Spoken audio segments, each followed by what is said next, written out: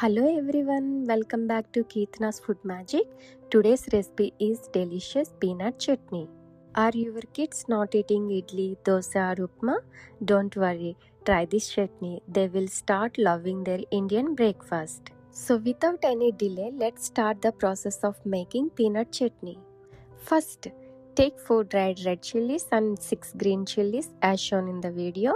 Then take 1-inch thin slice of ginger and some garlic. These are the main ingredients that give this chutney is excellent flavor. Add 1 tablespoon of cumin seeds and few curry leaves. Also prepare a little tamarind juice as shown in the video. And finally take 100 grams of peanuts.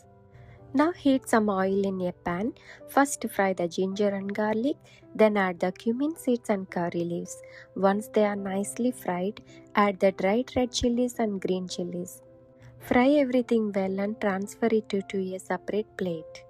In the same pan, fry the peanuts nicely. Make sure to roast them properly. If the peanuts are not roasted well, the chutney will have a raw smell. So roast them until they are aromatic and slightly golden.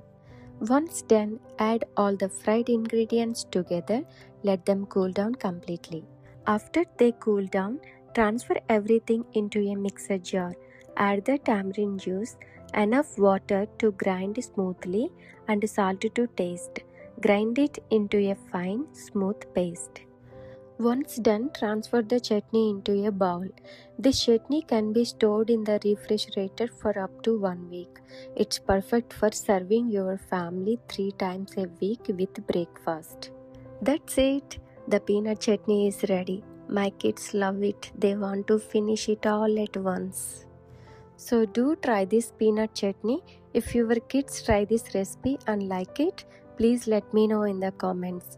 Don't forget to like, share and subscribe to my channel. Thank you so much for watching.